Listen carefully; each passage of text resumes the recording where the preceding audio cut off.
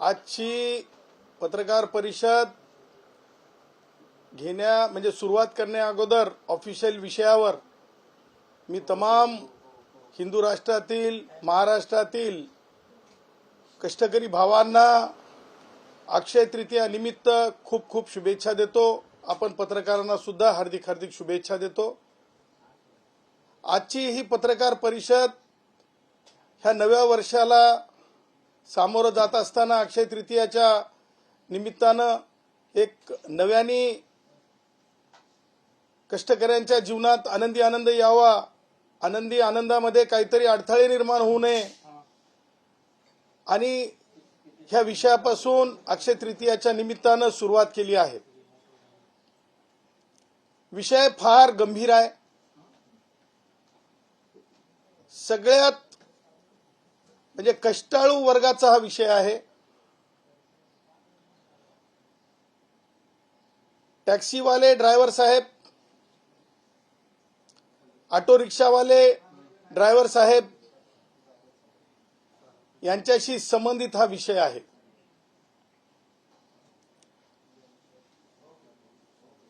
एक लक्षात घेतलं पाहिजे, न्याय होताना नुसतं व्हावा असं लिखित नसलं पाहिजे, तर न्याय झालाच पाहिजे असं भारतीय संविधानाचं सर्वंकष महत्व आहे। आणि आपणा समोर ज्या बाबी मांडण्यासाठी सुरुवात करत आहे त्या बाबींपैकी सगळ्यात अगोदर तर धमक्या देणं थांबवा, धमक्या देणं थांबवा। मला एक समजतंय, सरकार जनतेची आहेत, आम्ही निवडून दिलेली सरकार आमची सरकार आहे। सरकार आमच्या विचाराचं, सरकार आमच्या मताचं आहे, त्याच्यात दुमत नाही आहे। परंतु दत्तोपंत ठेंगडींनी सांगितलेलं आहे कष्टकऱ्यांचे कैवारी की सरकार जरी आपली असली तरी जेव्हा कष्टकऱ्यांसाठी, श्रमजीवींसाठी, श्रमवीरों के लिए मोदीजींच्या शब्दात सांगायचं तर आपल्याच सरकारपर्यंत आपला आवाज आपल्या कष्टकऱ्यांचा गेला पाहिजे, कष्टकऱ्यांना न्याय असला पाहिजे। म्हणून आज ये आवाज है, आज ये आवाज है, आज ये आवाज है। रिक्षेवाला भाऊ आमचा, टॅक्सीवाला भाऊ आमचा, त्याला मराठीच्या नावावर, भाषेच्या नावावर त्यांना धमकी दिली चालली आहे, सर्वांकष खुली धमकी दिली चालली आहे की अशीच भाषा असली पाहिजे, तशीच भाषा असली पाहिजे। मला मंत्री प्रताप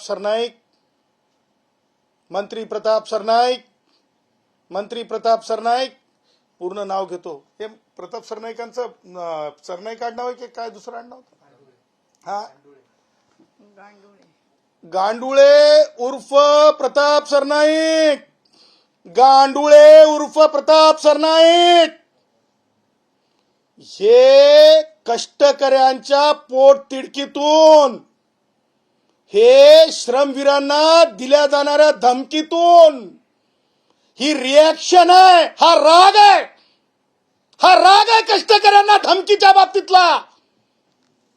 प्रताप सरनाईक कायद्यापेक्षा मोठा नाही, तुम्ही मोठे नाहीत कायद्यापेक्षा, कायद्यापेक्षा कुणीच मोठा नसतंय।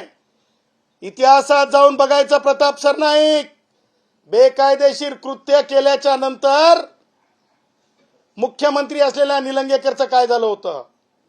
प्रताप सरनाईक बेकायदेशीर काही करण्याची भानगड विलासराव देशमुखने केली होती। सानंदाच्या प्रकरणात काय झालं होतं हे लक्षात घ्यावं आणि स्वतःच्या बाबतीत सुद्धा तपासून पाहावं, स्वतःच्या बाबतीत सुद्धा तपासून पाहावं। मला हे म्हणायचं आहे, अतिरंजित वर्तन उद्धव ठाकरेला कुठं नेऊन ठेवलंय? अतिरंजित वर्तनानं उद्धव ठाकरेला कुठं नेऊन ठेवलंय? तुमच्या अशा वर्तनामुळं उपमुख्यमंत्री एकनाथरावजी शिंदेची उद्धव ठाकरे सारखी अवस्था होऊ नये, उद्धव ठाकरे सारखी अवस्था एकनाथरावजी शिंदेची होऊ नये।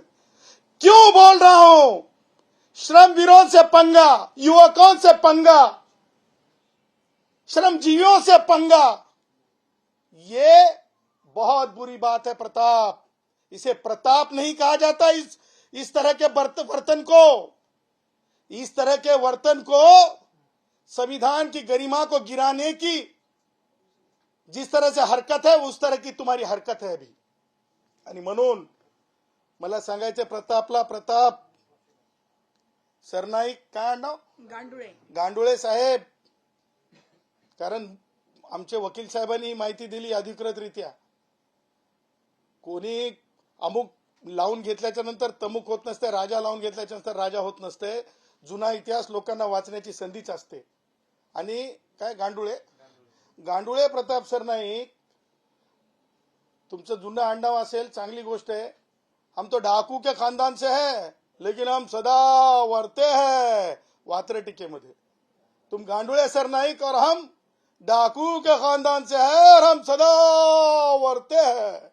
मी प्रतापला आता सांगत आहे, Pratap, the motor vehicle act 1988, the motor vehicle act 1988 हा केंद्रीय कायदा आहे।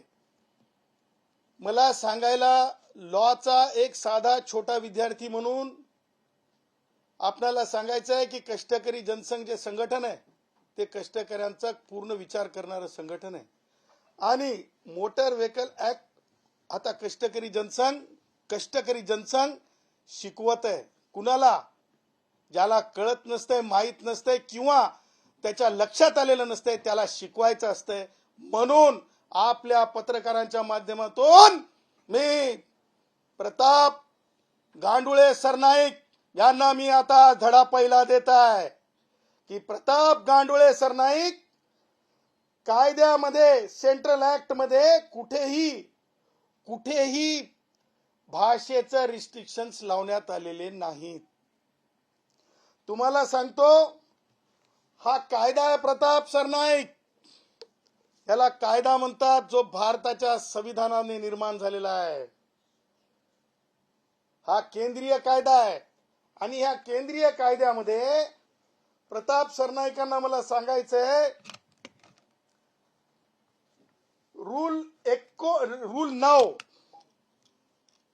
आपलं सेक्शन 9 मध्ये ड्रायव्हिंग लायसन्सच्या बाबतीमध्ये काय आवश्यक आहे हे त्याच्यात अंतर्भूत आहे। याचा अर्थ we the people of India, भारतातला नागरिक आणि डोमिसाईल त्या राज्यातला कोणीही लायसन्ससाठी पात्र होतो हे स्पष्ट आहे। कारण स्पष्टपणे ग्रँट ऑफ ड्रायव्हिंग लायसन्स मध्ये कोणतीही भाषेच्या संदर्भातली अट टाकण्यात आलेली नाही। माननीय सर्वोच्च न्यायालयाने, परत सांगतो प्रताप गांडुळे सरनाईक, परत सांगतो लक्षपूर्वक ऐकायचं, संबंधित सन्माननीय सेक्रेटरी जे IAS ऑफिसर असतात, संबंधित ट्रान्सपोर्ट कमिशनर सन्माननीय आहेत, त्यांनी लक्षात घ्यावं, डिव्हिजनल रोड टॅक्स ऑफिसर्सनी सन्माननीय पदावरल्या अधिकाऱ्यांनी लक्षात घ्यावं, ट्रान्सपोर्ट इन्स्पेक्टर्सनी लक्षात घ्यावं की केंद्रीय कायद्यामध्ये कुठेही अंतर्भूत नाही आहे की भाषेची अडवणूक। आणि म्हणून आमचं असं म्हणणं आहे की माननीय सर्वोच्च न्यायालयाने सांगितलेलं आहे की केंद्रीय कायद्याच्या विरुद्ध जाऊन, लक्षात घ्या पत्रकार बांधवांनो, दोस्तों मैं फिर से ये बात हिंदी में भी दोहराना चाहता हूं, मेरे रिक्शे वाले कष्टकरी भाइयों, टैक्सी वाले कष्टकरी भाइयों, भारत के संविधान से लिखित जो कानून बना है, मोटर व्हीकल एक्ट जिसे कहते हैं, उसमें भाषा के ऊपर पड़ताड़ करना, भाषा की सख्ती करना कहीं पर भी लिखा नहीं है। ये हिंदी में मेरे भाइयों को समझने के लिए और राज ठाकरे जैसे लोगों को बताने के लिए, और कानून प्रताप सरनाईक गांडुळे जैसे मंत्री को ये क्या सिखाने के लिए हम ये बता रहे हैं। आता जेव्हा कायद्यामध्येच तरतूद नाही तर सुप्रीम कोर्ट म्हणतंय की त्या आधारावरले राज्य सरकार जे रूल्स बनवतात ते केंद्रीय कायद्याला फारकत देऊन असू शकत नाही। राज्य सरकारचे रूल केंद्राच्या कायद्याला फारकत देऊन असू शकत नाहीत। राज्य सरकारचे रूल जे आहेत केंद्रीय कायद्याला फारकत देऊन असू शकत नाहीत। तीनदा सुनवत आहे म्हणजे जे कोणी विद्यार्थी ज्यांना माहिती नसेल ते लक्षात घेतील. आता त्या पुढे जाऊन मला सांगायचं आहे,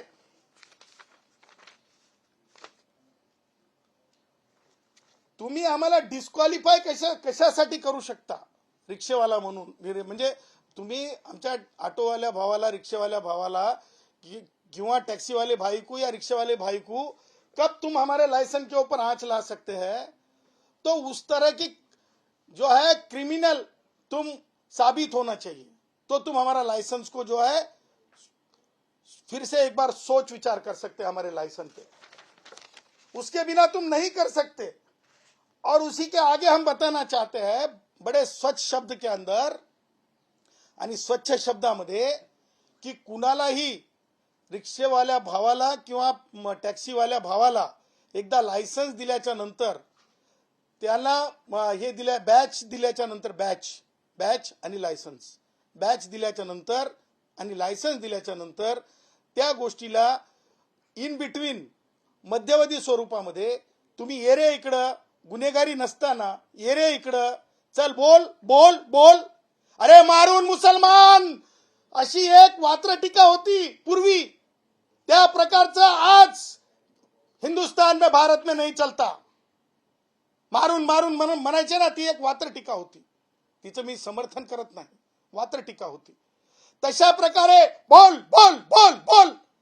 अरे प्रताप, मैं बताना चाहता हूं कि महाराष्ट्र के अंदर के IAS IPS officer, IRS officer, पत्रकार भावांना सुद्धा मी सांगू इच्छितो, जेव्हा ते आईएएस होतात, आईपीएस होतात आणि आईआरएस होतात, जब वो किसी स्टेट में अपॉइंट होते, पोस्टेड होते, तो उस स्टेट में उनको 3, 4, 5 बार उनको वो वहां की लोकल लैंग्वेज सीखने के लिए इजाजत दी जाती. उस दरमियान वो कलेक्टर भी रहते.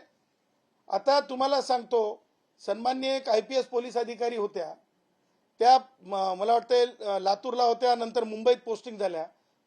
प्रतापनं कमीत कमी ते रेकॉर्ड तर तपासावं की किती अटेम्प्ट मध्ये आईपीएस आणि आयएएस अधिकाऱ्यांना मराठी किंवा लोकल लँग्वेज शिकण्याच्या बाबतीत सांगितलेलं आहे. आमच्या रिक्षेवाल्या भावांना, टॅक्सीवाल्या भावांना तर तसं सांगितलेलंच नाही ना ऍक्ट मध्ये, केंद्रीय कायद्यामध्ये. अरे पोट भरण्यासाठी, श्रम गाळण्यासाठी, घाम गाळण्यासाठी. भाषा ही लेकरं जगवण्याची आहे. आणि त्याही पलीकडे जाऊन ह्या कायद्यात काय म्हटलंय माहितीये का, पत्रकारांना मला सांगायचंय, जर तुम्ही डिसेबल्ड पर्सन असाल, म्हणजे मला बोलता येत नाही पण मी रिक्षा चालवू शकतो, मग तुला बोलताच येत नाही, तुला मराठी भाषाच येत नाही, म्हणून तुम्ही त्याला थांबवणार आहेत का?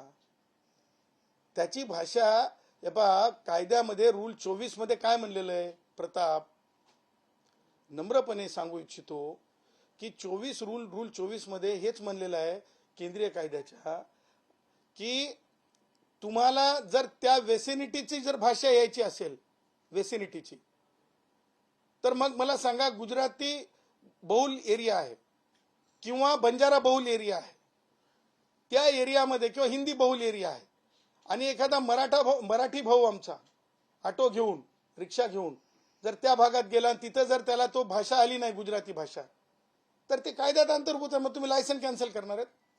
मग तू हिंदी भाषेत जर आमचा मराठी भाऊ रिक्षेवाला गेला तर तुम्ही लायसन्स कॅन्सल करणार आहेत. मग तो बंजारा भावांच्या म्हणजे आमच्या कुलाब्याच्या वस्तीत गेला किंवा टॅक्सीवाला भाऊ गेला तर तुम्ही लायसन्स कॅन्सल करणार की बॅच कॅन्सल करणार आहेत. सांगायचं तात्पर्य हे अतिरेक आहे. ही मला असं वाटतं चीप पब्लिसिटीचा प्रयत्न आहे. हा अतिरेक आहे, चीप पब्लिसिटीचा प्रयत्न आहे. आणि मला असं वाटतं अशा चीप पब्लिसिटीला कायद्यामध्ये थारा नाही. आणि त्याही पुढे जाऊन मी सांगतो, कायद्यात म्हणजे गुन्ह्यात गुन्हा जर घडला तरी सुद्धा तुम्हाला थेट कोर्टाशिवाय एखाद्याला दिलेली अथॉरिटी रद्द करण्याचा अधिकार नाही. त्यामुळे जे धमकी सत्र चालू आहे हे धमकी सत्र बंद झालं पाहिजे. आता मला तुम्हाला त्या पुढे जाऊन महाराष्ट्रातल्या रूल्सच्या बाबतीत सांगायचंय. जे कोणी ब्रीफिंग करतायत मंत्री महोदयांना, त्यांना मला विनंती करायची आहे की जे महाराष्ट्र मोटर व्हेकल रूल्स आहेत 1989, त्या 89च्या रूल्स मध्ये डेफिनेशन वाचा. त्याला व्याख्या म्हणतात प्रताप त्याला व्याख्या म्हणतात. आणि त्या व्याख्येमध्ये in these rules unless the context requires otherwise act means the motor vehicle act, म्हणजे याचं मातृत्व ह्या काही तुमच्या रूल्सचं जर कुठं असेल तर ते केंद्रीय कायद्यात आहे. आणि प्रताप, तुम्ही केंद्रीय मंत्री नाहीत आणि केंद्रीय मंत्रिमंडळाने कोणत्याही परिस्थितीमध्ये कायद्याला आतापर्यंत तशा प्रकारचे अडचणी निर्माण केलेल्या नाहीत. आणि म्हणून जर समजा लॉ मध्येच प्रॉब्लेम नसेल तर तुम्ही अशा प्रकारे लोकांना त्रास देऊ शकत नाहीत. आणि तुम्हाला सांगतो, त्यापुढे जाऊन मला तुम्हाला 2-3 जे महत्वाच्या गोष्टी आहेत ते सांगायच्यात. आता रूल्स आणि कंडक्टच्या बाबतीमध्ये आपण बोलूयात. रूल्स आणि कंडक्टच्या बाबतीमध्ये आमच्या ड्रायव्हर साहेबांनी काय करावं, कसं वागावं, कसं राहावं इथपर्यंत ठीक आहे. परंतु म्हणजे तुम्ही चीप पब्लिसिटीसाठी तुम्ही हेच भाषा बोला, तीच भाषा बोला, असंच करा, तसंच करा. उद्या तर तुम्ही म्हणाल की आता काय कुर्मे सलाम कोणी घालत नाही. उद्या म्हणाल की अरे म्हणजे काय, मला म्हणायचं नाही उद्धव ठाकरेच्या शिवसेनेच्या काळामध्ये काय होत गेलं किंवा राज ठाकरेचे काही लोक कशी गुंडगिरी करतात. पण कुर्मे सलाम आता कोणी घालणार नाही. कुर्मे सलाम आता कोणी घालणार नाही.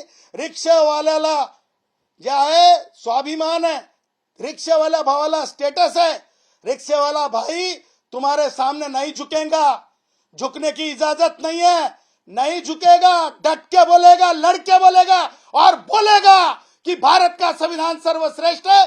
मोदी जी ने मोदी जी के समय का आज के तक का कानून किसी भी तरह से भाषा पे प्रताड़ित नहीं करता. मोदी जी के सरकार का आज तक का कानून भाषा के ऊपर प्रताड़ित करता नहीं है. देवेंद्र जी के सरकार का कानून भाषा पे प्रताड़ित करता नहीं है. ये डट के हमारा रिक्शे वाला भाई बोलेगा, हमारा टैक्सी वाला भाई बोलेगा, राज ठाकरे को भी बोलेगा. और उसी के साथ प्रताप ने अगर से गलत किया तो प्रताप को भी बोलेगा, प्रताप को भी बोलेगा और हिसाब पूछेगा. काय झालं विचारल. रॅपिडो बाईकचं सोडणार नाही. टॅक्सीवाल्या भावाला तोच अधिकार आहे जे आमदाराला आहे. शिवसेनेच्या शाखेत त्याला जो अधिकार आहे तोच माझ्या टॅक्सीवाल्या रिक्षावाल्या भावाला आहे. हे लक्षात ठेवायचं. आणि जेव्हा कष्टकरी प्रश्न विचारते ना त्यावेळेस ना सळो की पळो होत असते माणसाचा. हे सुद्धा लक्षात ठेवायचं. डंके की चोट पे सांगत आहे. आपले काही प्रश्न असतील तर आपण विचारू शकता. परंतु उद्या मी कमिशनर ऑफ म्हणजे संबंधित जो विभाग आहे त्याचे जे कमिशनर आहेत ट्रान्सपोर्ट डिपार्टमेंटचे त्यांची उद्या भेट घेणार आहे. परिवहन आयुक्तांची उद्या दुपारी 2:30 ते 3च्या दरम्यान. आणि त्यांना हे सगळं कायदेशीर बाबी त्यांच्या समक्ष ठेवणार आहे. त्यांना विनंती करणार आहे की त्यांनी परिपत्रक काढावं. अतिरेक होऊ नये, कष्टकऱ्यांचे हाल होऊ नयेत, कष्टकऱ्यांचे अपमान होऊ नयेत. एक भीती आहे उद्या कोणी रिक्षात बसेल आमच्या आणि त्याला पैसे द्यायचे नसतील तर ते भलतं सलतं बोल बोल बोल बोल एका बाजूला मोबाईल चालू करेल आणि पैसे देणार नाही. आणि अशा प्रकारच्या पडताळण्या होऊ शकतात. अशा प्रकारच्या पडताळण्या अगोदर झालेल्या आहेत. म्हणून आम्ही कमिशनरांना ह्या गोष्टीला अवगत करणार आहेत. अधिकाऱ्यांना कायदा सांगणार आहोत काय कायदा आहे. आणि उद्याची भेट ही याच्यासाठी महत्वाची आहे की फर्स्ट ऑफिसर म्हणून आम्हाला त्यांना भेटणं आवश्यक आहे. काय प्रश्न असतील तर विचारू.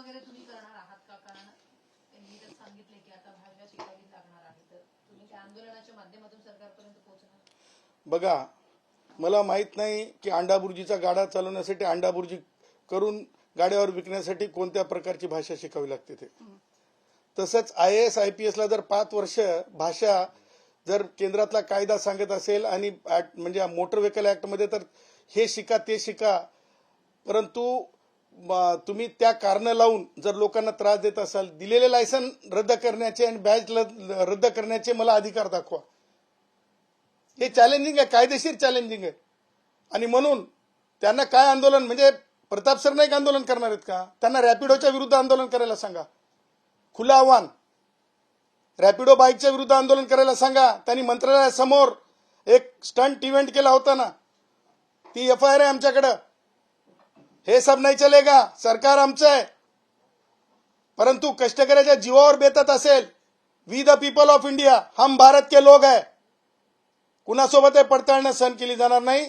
प्रताप सरनाईकच्या ह्या सगळ्या एक्स्ट्रा कॉन्स्टिट्यूशनल लिमिटेशन क्रॉस करण्याच्या बाबतीमध्ये सन्माननीय उपमुख्यमंत्री एकनाथरावजी शिंदे यांना देखील पत्राने अवगत करण्यात येईल. सर, पहिल्या प्रश्नाला जोडून असंच आहे की जर लायसन्स किंवा बॅच देताना मराठी भाषाचं बंधन नियमात आहे का, याबद्दल काय तुम्हाला कल्पना आहे? बघा, नियमामध्ये जे बंधन आहेत ती काय बंधन आहेत, साधी आणि सोपी आहेत. तुमचं वर्तन कसं असलं पाहिजे, तुमच्याजवळ कोणता पुरावा असला पाहिजे, तुम्हाला ड्रायव्हिंग स्कूलमधून त्याचं सर्टिफिकेट असलं पाहिजे. आणि भाषेच्या बाबतीमध्ये बॅचच्या याच्यामध्ये असं म्हटलेलं आहे की त्या वेसिनिटीमध्ये जेव्हा तुम्ही जाता, उदाहरणार्थ समजा आता गुजराती वेसिनिटीमध्ये, तर त्या गुजराती वेसिनिटी असा एकाच शहरामध्ये 4 वेसिनिटी आहेत आपल्याकडे वेगवेगळ्या. तर भाषेच्या बाबतीमध्ये असं म्हणलेलं नाही कायद्यामध्ये की तुम्हाला पंडित असलं पाहिजे. आज आपण हॅलो म्हणतो की नाही, आता तुम्ही मला सर म्हणालात की नाही, हे सायनिंग नोईंग आहे. हे म्हणजे आपण नमस्कार म्हणतो, आपण गुड मॉर्निंग म्हणतो, आपण म्हणतो कितने पैसे, हाऊ मच रुपीज, हे अशा प्रकारचं अपेक्षित आहे. नाही पण सर, वेसिनिटी म्हटल्यावरती स्थानिक भाषा ही महाराष्ट्रामधील कुठल्याही शहराची ही मराठीच मानली जाते. तसं नाही ना. आता मुद्दा कसा आहे, मी कायदाच वाचून दाखवतो तुम्हाला. कायद्यातच प्रॉब्लेम असा आहे की त्या वेसिनिटीमध्ये, ती जी वेसिनिटी आहे त्या वेसिनिटीमध्ये जेव्हा तुम्ही जाणार, तर त्या वेसिनिटीच्या आधारे समजा 2 हे आहेत. समजा आपण एक उदाहरण घेऊ. मी रिक्षा सुरू केला, समजून घ्या, एका हिंदी बहुभाषिक मराठी बहुभाषिक एरियामधून, आणि मी जर पोहोचलो गुजराती बहुभाषिक एरियामध्ये, तर कायद्यामध्ये म्हणलेलं की त्या भाषेचं ज्ञान असलं पाहिजे.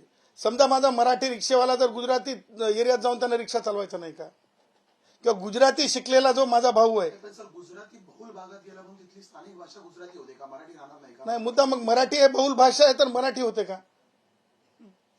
महाराष्ट्राची तर स्थानिक भाषा मुद्दा एक लक्षात ठेवा, भाषेचं सौंदर्य, भाषेचा गोडवा, भाषेचं ज्ञानार्जन याच्यावर कुणाचाही विरोध नाही. परंतु अतिरेकीपणा करून जर तुम्ही एखाद्या गोष्टीला स्ट्रेच करून कष्टकऱ्यांच्या जब पेट पे रखती ना भाई, तो बहुत बुरा लगता है. ये फिल्म का टिकट की बात नहीं हो रही है, ये किस चीज की बात हो रही है थोड़ा समझिए. ये फिल्म के टिकट की बात नहीं हो रही है, ये मॉल के खरीदी की बात नहीं हो रही है, ये झुगी झोपड़ी में रहने वाले रिक्शे वाले भाई की बात हो रही है. सर, त्यांनी ज्या प्रकारे प्रतिक्रिया दिलेली आहे की 1 मे पासून ज्या प्रकारे अंमलबजावणी करतात, त्यांचं म्हणणं हेच आहे की स्थानिक भाषा मराठी आहे, त्यामुळे ती आलीच पाहिजे, नाही आली तर आम्ही बॅच रद्द करू. तुमचं म्हणणं डंके की चोट पे सांगतो, दिलेले बॅच प्रताप सरनाईकांनी रद्द करून दाखवावे. डंके की चोट पे सांगतो, कष्टकऱ्यांची शपथ तुम्हाला सांगतो, कष्टकऱ्यांच्या एकाही घराला जर चूल बंद पडण्यासाठी जर प्रताप सरनाईक मंत्री राहत असतील तर मी तुम्हाला सांगतो शेवटची अंतिम लढाई लढू. परंतु बॅच ज्यांचा रद्द होईल त्यांना कोर्टात घेऊन प्रताप सरनाईकांच्या विरुद्ध कोर्टात उभं राहू. परंतु कष्टकऱ्याच्या घरची चूल बंद पडू दिली जाणार नाही. फिर वो उत्तर भारत से वाला हो, फिर वो जो तमिलनाडु वाला भाई हो, केरला वाला हो, वो आंध्रा वाला हो, वो गुजरात वाला हो, किसी भी भाई के साथ भाषा के नाम पे उसके बच्चों को भूखा मारने की कोई साजिश, मंत्री तो क्या, किसी अधिकारी तो क्या, कोई मनसे वाले तो क्या, किसी की भी गिने नहीं जाएंगी. कानून बताया जाएगा, कोर्ट में खड़ा किया जाएगा.